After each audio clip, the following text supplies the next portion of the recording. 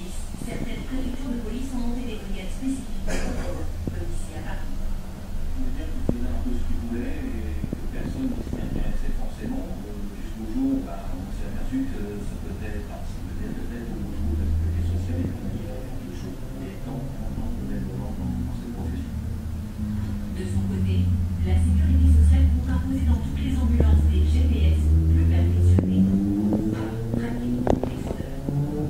Et puis toujours dans l'actualité sociale, notez que c'était aujourd'hui une journée d'action des retraités. La mobilisation à l'appel de 4 syndicats est restée mesurée. Plusieurs milliers de personnes ont défilé dans les grandes villes comme ici à Paris pour affirmer haut et fort qu'elles ne sont pas des privilégiés. L'actualité à l'étranger avec ce brusque regain de tension entre la Syrie et la Turquie, c'est la guerre de mer. Les avions de guerre ont détourné hier un avion syrien en provenance de Moscou, d'après Ankara. Il transportait des munitions pour l'armée de Damas. Une centaine. Cet avion syrien assurait la liaison Moscou-Damas. Hier, en début de soirée, il est intercepté en plein ciel par des avions de guerre turcs et obligé d'atterrir à Ankara. Selon les autorités turques, l'avion transporte une cargaison suspecte. Les militaires turcs ouvrent les yeux et prennent tout le chargement. Moscou proteste et demande des explications. Après plusieurs heures de suspension, l'appareil est autorisé à repartir. Cet après-midi, le Premier ministre turc, Recep Erdogan, devant la presse, explique que l'avion transportait des munitions et du matériel militaire à destination de Damas. Les Syriens, de leur côté, parlent d'un acte de piraterie aérienne. Ils affirment qu'il n'y avait rien d'illégal à bord de l'avion. L'équipage devant les journalistes affirme avoir été maltraité. Ce soir, Damas demande officiellement la restitution de la cargaison saisie. Ankara n'a pas l'intention de rendre ce matériel militaire. La tension à la frontière entre les deux pays reste très élevée. À l'étranger encore, la révolte d'un paradis fiscal. La petite île anglo-normande de Jersey menace de prendre son indépendance. Pourquoi? Parce que la Grande-Bretagne, sous pression, comme l'ensemble du monde, pourrait lui demander de relever ses impôts, les paradis fiscaux dont toute la presse.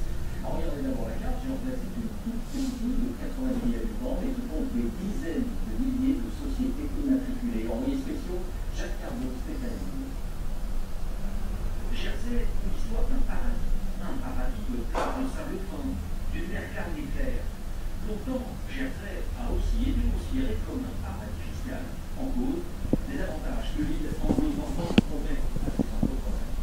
Il faut se rendre compte que rien n'a changé. Nous nous sommes rendus chez un conseiller fiscal en caméra cachée. Nous nous faisons passer pour un entrepreneur français à la recherche d'une domiciliation fiscale avantageuse à Jersey.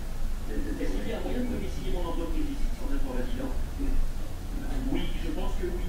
Mon associé saura exactement vous dire comment. Mais au final, vous n'aurez que 12,5% de cotisation sociale. Dans certains cas, ça peut être 35%, mais c'est vraiment très rare. C'est combien en France? 50%, c'est ça? C'est beaucoup moins ici. Alors, dans les rues animées de la ville, entre les nombreuses boutiques de luxe, tout le monde reconnaît aisément les avantages dont profite l'île. Et pas question que la Grande-Bretagne vienne tout remettre en cause. Je pense que ce serait un désastre. Si on touche à quelque chose, ça changerait tout. Nous sommes Jersey, avec quelques spécialités. Oh, bien. Oh oui, bien sûr. Chaque pays a sa spécialité, et on a la nôtre. On ne veut pas plus de taxes que ce que nous payons. Voilà pourquoi à Jersey, il y a 47 succursales de banque, 33 000 trusts ou fonds d'investissement ou établissements financiers. Le tout pour une population de 90 000 habitants. Des capitaux étrangers venus installer des sièges sociaux ici pour profiter de la faible taxation. Écoutez,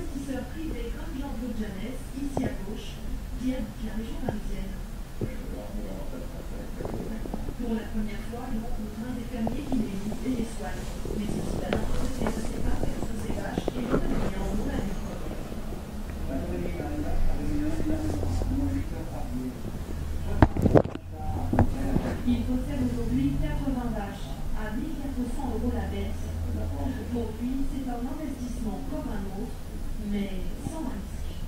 C'est pas pour la beauté du paysage des vaches. J'investis effectivement en espérant avoir un retour, comme on dit, sur investissement. C'est le cas, tout à fait, oui. C'est un investissement tranquille, il faut bien comprendre.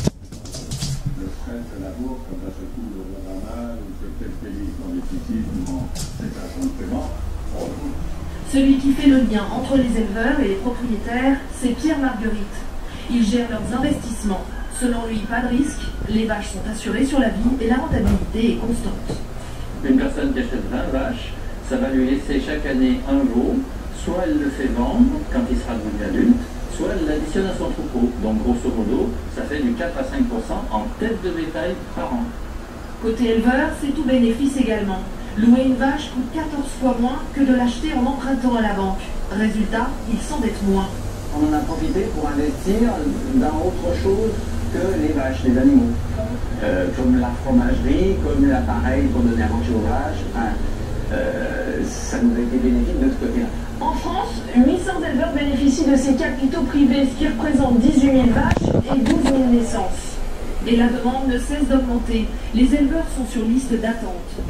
Mais notre valeur refuge, c'est la terre. Ici, dans la Nièvre, cette exploitation de 95 hectares avec un beau corps de ferme a été achetée par un investisseur pour 500 000 €. Elle lui rapporte 3,5% par an, car les prix de la terre ne cessent d'augmenter. En louant cette exploitation, ce jeune éleveur, lui, a pu s'installer avec 2 fois moins de capital.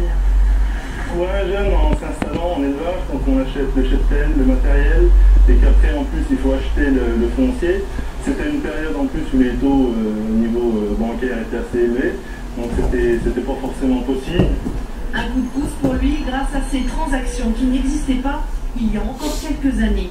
Mais depuis la crise, les sociétés d'aménagement rural qui garantissent le maintien de la terre aux agriculteurs sont démarchées par des investisseurs. directement